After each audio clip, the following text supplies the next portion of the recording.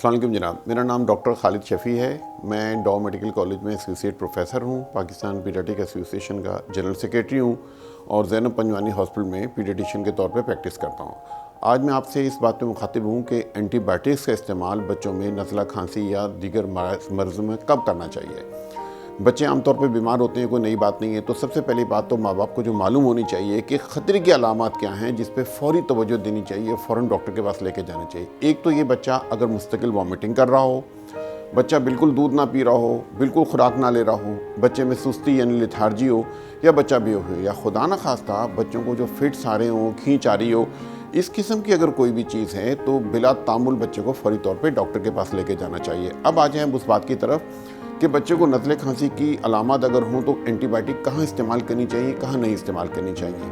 देखिए जी, दो तरह के जरासीम आमतौर पर जो है इंसान को मुतासिर करते हैं। एक वायरस होता है और एक बैक्टीरिया होता है। जो वायरस होता है ये जो है आम तौर पे ज़्यादा सीरियस नहीं होता है। आजकल तो बहुत सीरियस वायरस, कोविड वायरस चला हुआ है जिसका कोई इलाज भी नहीं है, बहुत मुश्किल है। लेकिन नज़ले खांसी के जो फ्लू जिसको कहते हैं, अलामत कहते हैं, उसका जो वायरस होता है उसमें हल्का फुल्का बुखार होता है, कफ होती है, स्नीजिंग होती है, छींकें आती हैं, कुछ नज़ला बहता है और 3 से 4 दिन में ये अमल ठीक हो जाता है और इससे ठीक हो जाता है। इसके लिए किसी एंटीबायोटिक की ज़रूरत नहीं होती है।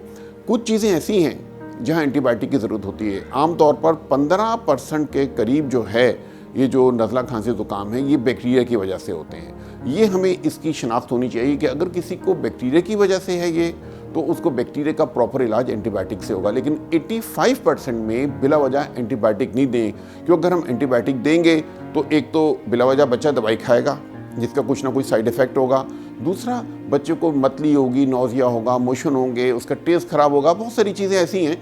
तो इसलिए उसको अवॉइड करना चाहिए। लेकिन इसके साथ साथ हमें ये भी मालूम होना चाहिए अगर आपका डॉक्टर सही तशख़ीस कर रहा है और एंटीबायोटिक प्रिस्क्राइब कर रहा है तो फिर एंटीबायोटिक देनी चाहिए। तो पहले ये देख लेते हैं कि वो क्या चीज़ें हैं जहाँ एंटीबायोटिक का इस्तेमाल है।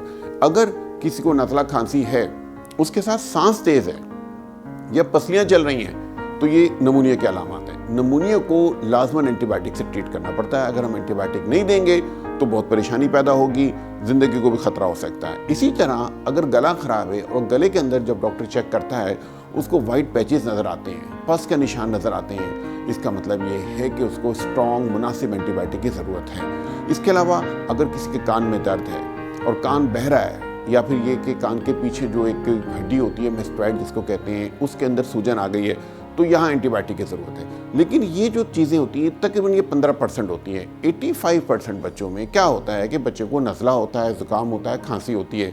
उस बच्चे को बजाय एंटीबायोटिक देने के बुखार के लिए जो है कोई बुखार का शरबत जैसे पैरासीटामोल का शरबत है वो दे दें। खांसी के लिए ज़्यादा बेहतर रहते हैं कि घरेलू नुस्खे इस्तेमाल करें। घरेलू नुस्खे से मुराद ये है कि नीम गर्म पानी में शहद डाल दिया या कोई चाय या जो दूसरी चीज़ बच्चे की उम्र के हिसाब से वैसे को मशरूब दे दें, तो इससे ही होगा कि बच्चे को इरिटेशन हो जाएगी, वो कम हो जाएगी। हाँ, बच्चे को अगर बुखार है, जिस समय दर्द है, तो उसको पैरासीटामोल यानी बुखार का शरबत ज़रूर दें, एंटीबायोटिक मत दें। अब एंटीबायोटिक के इस्तेमाल के ऊपर ये बात है कि एंटीबायोटिक कौन से इस्तेमाल करनी चाहिए। एंटीबायोटिक्स बहुत सारी आजकल मौजूद हैं, लेकिन हमें कोशिश ये करनी चाहिए कि वो एंटीबायोटिक यूज़ करें कि जो कम से कम इस्तेमाल से जिससे ज़्यादा फ़ायदा हो, नुकसान कम हो। तो इसलिए कोई बहुत नई एंटीबायोटिक या नई जनरेशन की एंटीबायोटिक की ज़रूरत नहीं होती है। उसके हिसाब से अगर नमूनिया है, बच्चे की उम्र कितनी है, तो वो एंटीबायोटिक अलहदा हैं। कान के अंदर अगर उसको इन्फेक्शन है तो एंटीबायोटिक अलहदा हैं। वो एंटीबायोटिक इस्तेमाल करनी चाहिए और उसको जब दिया जाए, एक तो मुनासिब डोज में दिया जाए, मुनासिब टाइम में दिया जाए, जितने दिन के लिए वो प्रिस्क्राइब की जाती है, ताकि उसका असर सही हो और जरासीम जो है वो उससे रेजिस्ट ना हो जाए। एंटीबायोटिक का मुनासिब इस्तेमाल जो है ये हमारे लिए बहुत ज़रूरी है। इसके यूँ समझिए कि अगर हम एंटीबायोटिक को बिला वजह इस्तेमाल करेंगे जहाँ उसकी ज़रूरत नहीं है, वायरल इन्फेक्शन में इस्तेमाल करेंगे, हर किस बीमारी पे कोई असर नहीं होगा, हमें किसी किस्म का फ़ायदा नहीं होगा। ना बच्चा ठीक होगा जल्दी, बच्चे ने उतने दिन में ठीक होना है अगर वायरस है, लेकिन उसके एक तो मुज़र असरात होंगे। इसलिए अगर हम एंटीबायोटिक को बार बार इस्तेमाल करें, बगैर वजह के इस्तेमाल करें, सही डोज के बगैर इस्तेमाल करें, सही इंडिकेशन के बगैर इस्तेमाल करें, तो होगा क्या, जो जरासीम है वो होशियार हो जाएंगे, वो एंटीबायोटिक से रेजिस्टेंट हो जाएंगे।